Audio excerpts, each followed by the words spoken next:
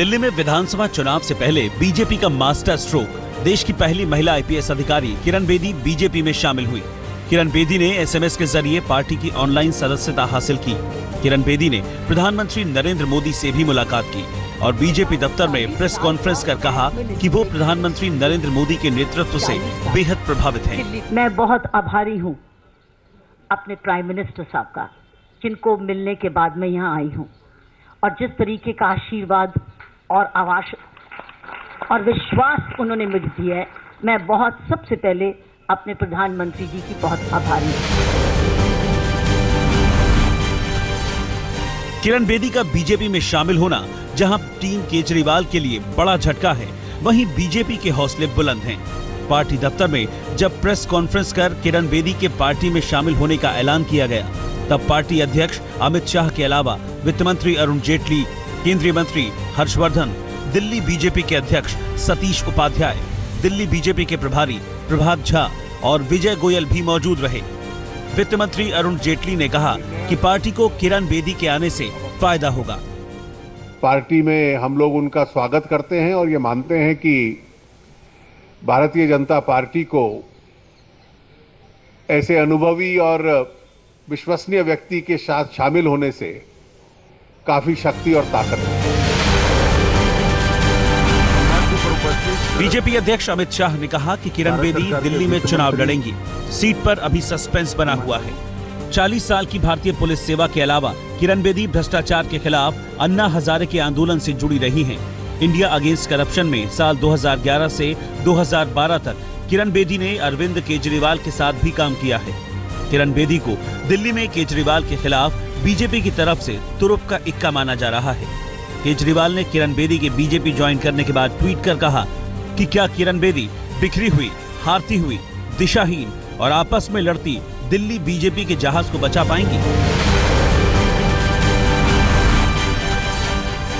दिल्ली में किरण बेदी के बीजेपी में शामिल होने के बाद दिल्ली बीजेपी जोश से लबरेज दिखाई दे रही है। दिल्ली बीजेपी के अध्यक्ष सतीश उपाध्याय और प्रभारी प्रभात झा ने जहां इसे दिल्ली में बीजेपी की बड़ी जीत की ओर एक कदम बताया, वहीं विजय गोयल ने दावा किया कि इस बार दिल्ली में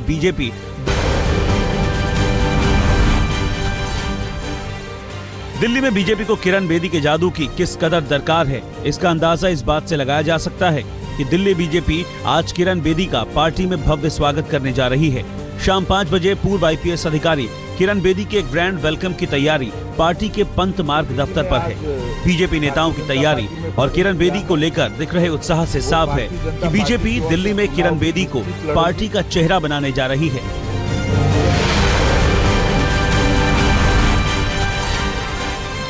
किरण बेदी के बीजेपी में शामिल होने के बाद जहां केजरीवाल ने केवल ट्वीट करके ही बीजेपी पर निशाना साधा, वहीं आम आदमी पार्टी के दूसरे प्रवक्ताओं ने किरण बेदी पर हमला करना शुरू कर दिया।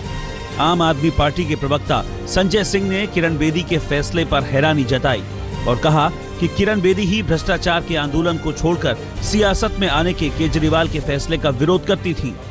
ये जरूर स्पष्ट है कि जिन आंदोलन के साथियों ने इस बात का विरोध किया कि राजनीतिक प्रक्रिया में शामिल नहीं होना चाहिए, आज वो सारे लोग उन्हीं राजनीतिक प्रक्रियाओं में शामिल हो रहे हैं। भ्रष्टाचार के खिलाफ अन्ना हजारे के आंदोलन में बड़ा चेहरा रही किरण बेदी के बीजेपी में शामिल होने के बाद कांग्रेस भी परेशान है। दिल्ली में कांग्रेस प्रचार समिति के अध्यक्ष अजय माकन ने जहां इसे दुखद बताया, वहीं अन्ना आंदोलन की आम आदमी पार्टी की पूर्व नेता शाजिया इल्मी के बीजेपी में शामिल होने को लेकर तस्वीर साफ नहीं हुई है। अटकलों के दौर के बीच शाजिया ने एक बार फिर बीजेपी में शामिल होने के सवाल पर कोई साफ जवाब न देते हुए अब बॉलीवुड अभिनेत्री और समाजवादी पार्टी की पूर्व सांसद जया प्रदा के भी बीजेपी में शामिल होने के कयास लगाए जा रहे हैं। आज तक से बातचीत में जया प्रदा ने संकेत दिए कि वो और अमर सिंह दोनों बीजेपी में शामिल हो सकते हैं। बीजेपी नेतृत्व से इस बारे में बातचीत भी जारी है।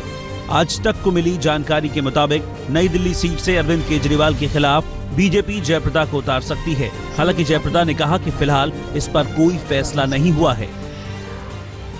First of all, I am so happy to it is not confirmed yet. I am underlining this. You are joining the BJP. It is not confirmed yet. When will it get confirmed? The talks are going on.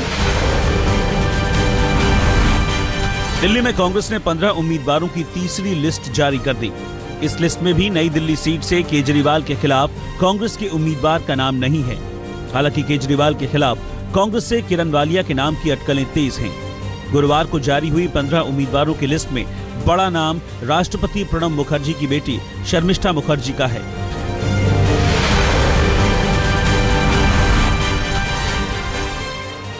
Delhi BJP ने उम्मीदवारों के नामों पर माथापच्ची करने के लिए गुरुवार शाम लंबी बैठक की। सूत्रों की माने तो बैठक में उम्मीदवारों के नामों का पैनल बना लिया गया है। पैनल में शामिल करने के लिए ज्यादातर उन नामों पर विचार किया गया जिनकी सिफारिश पार्टी की जिला यूनिट ने की थी। उम्मीदवारों के नामों का ये पैनल केंद्रीय कमेटी को भेज दिया गया है। बीजेपी की केंद्रीय चुनाव समिति 19 जनवरी को सुबह 10 बजे होने वाली बैठक में उम्मीदवारों के नामों पर अंतिम मुहर लगाएगी।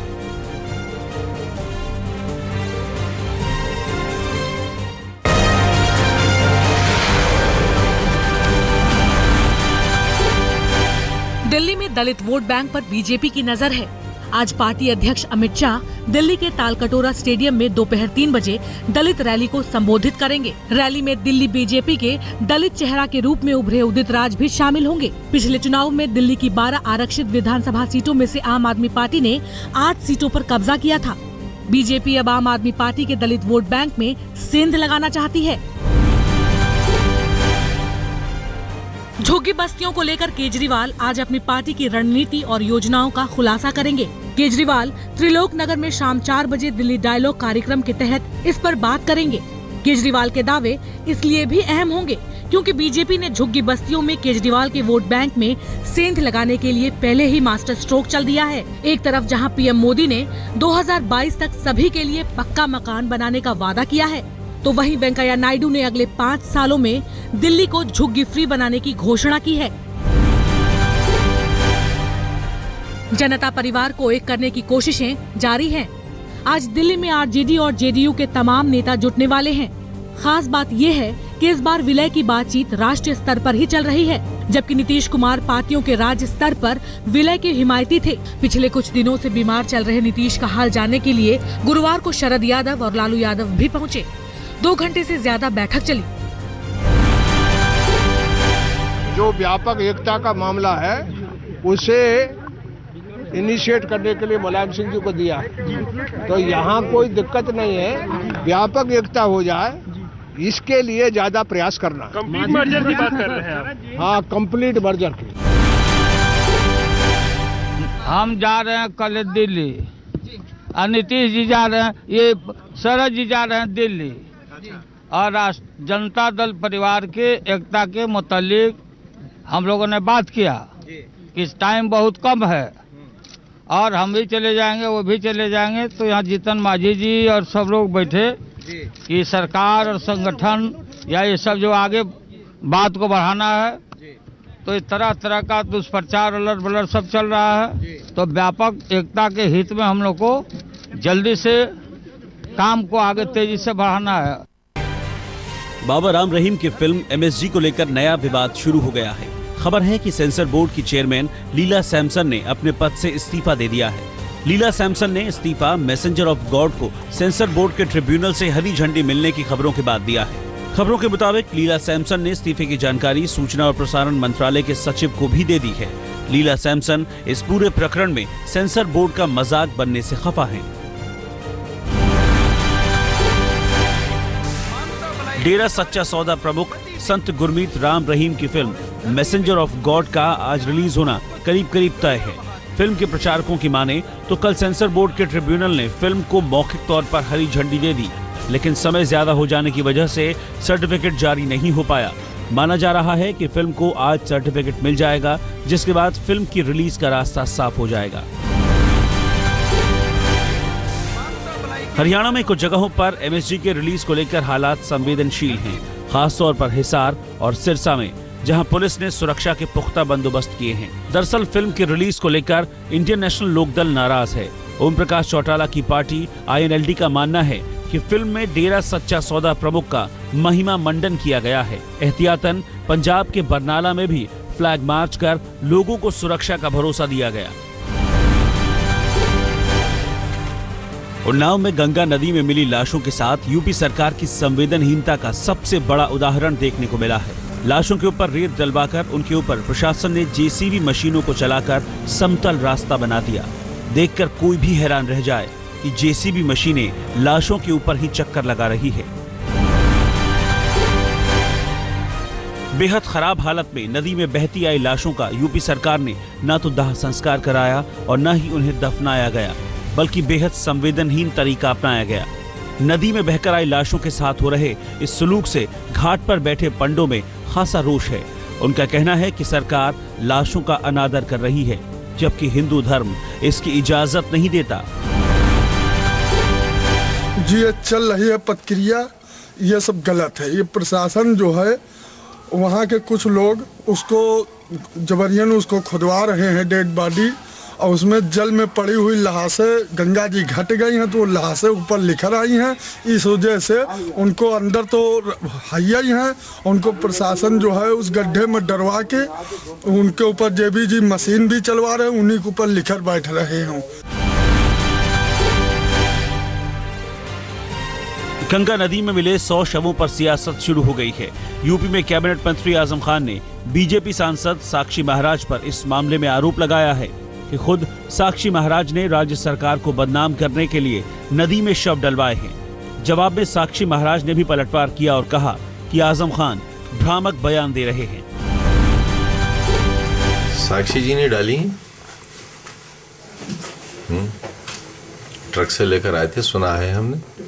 साक्षी जी ने सरकार को बदनाम करने के लिए डाल के अब ये बताएं कहां से लाए थे। पर मेरी समझ में नहीं आता कि अगर मैंने लाशें फेंकवाई तो उनकी पुलिस क्या कर रही थी, उनका प्रशासन क्या कर रहा था, और परियर घाट तक ट्रक भेजने के लिए क्या उनके पिताजी ने बढ़िया सा सीसी रोड बनवा दिया था जिससे मैं ट्रक लेकर के गया। ओबामा के भारत दौरे को लेकर पुख्ता सुरक्षा बंदोबस्त किए जा रहे हैं। अमेरिकी सुरक्षा एजेंसियों की एक टीम आज दिल्ली आने वाली है, जो भारतीय सुरक्षा एजेंसियों के अधिकारियों के साथ एक संयुक्त बैठक करेगी। बैठक में सुरक्षा की तैयारियों के मद्देनजर चर्चा की जाएगी। पटना में आज पूर्वी क्षेत्रीय परिषद के राज्यों की 21वीं बैठक होगी।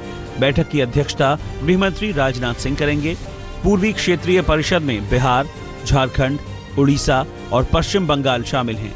बैठक में राज्यों को केंद्र से मिलने वाली सहयोग राशि के बंटवारे के अलावा आदिवासियों को सहयोग और सुरक्षा जैसे मुद्दों पर चर्चा होगी। राज्य के मुख्यमंत्री दूसरे अहम मुद्दे भी इस बैठक में उठा सकते हैं। सुनंदा पुष्कर मर्डर मिस्ट्री की जांच कर रही दिल्ली पुलिस अब कैटी से पूछताछ करेगी।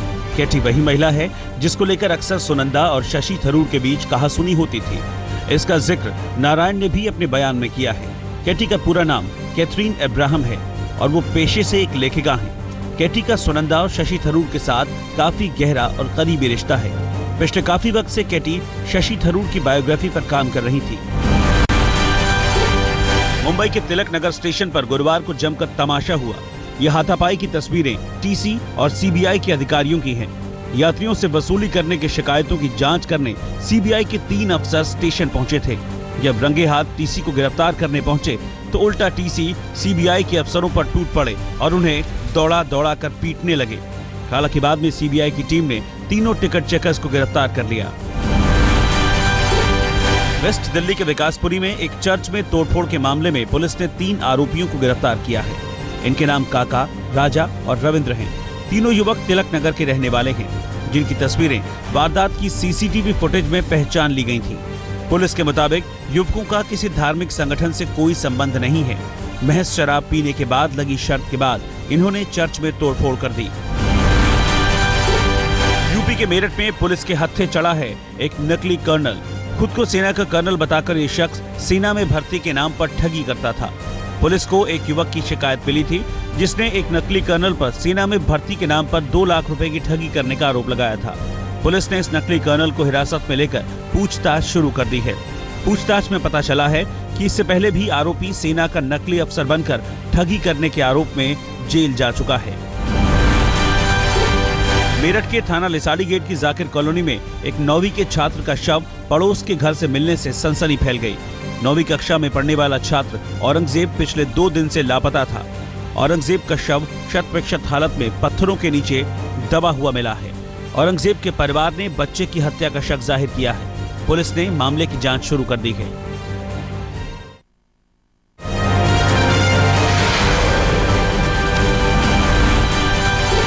आर्मेनिया में पुलिस और प्रदर्शनकारियों के बीच में ये झड़पें रूसी सेना के खिलाफ हुई।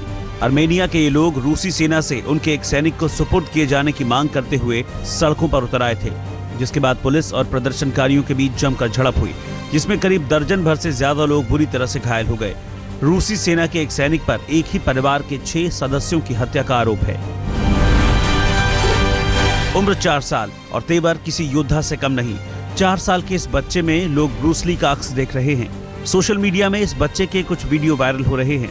ये बच्चा बिल्कुल ब्रूस ली की तरह ही एक्शन करता हुआ दिखाई देता है। सोशल नेटवर्किंग साइट्स पर कुछ लोग यहाँ तक कह रहे हैं कि ये बच्चा कुंग-फू लड़ाई के योद्धा ब्रूस ली का ही पुनर्जन्म है। थाईलैंड की सड़क पर उतरे इस हाथी को देखिए। ये हाथी नाराज है, गुस्सा है उन सैलानियों से जो यहाँ के नेशनल पार्क में घूमने के लिए आए हैं। नाराज हाथी ने नेशनल पार्क से गुजरने वाली सड़क पर आकर गाड़ियों से तोड़फोड़ करनी शुरू कर दी। दूर खड़ी गाड़ियों में भी जैसे ही लोगों ने इस नाराज हाथी को देखा, फौरन भागने का रास्ता ढूंढने लगे।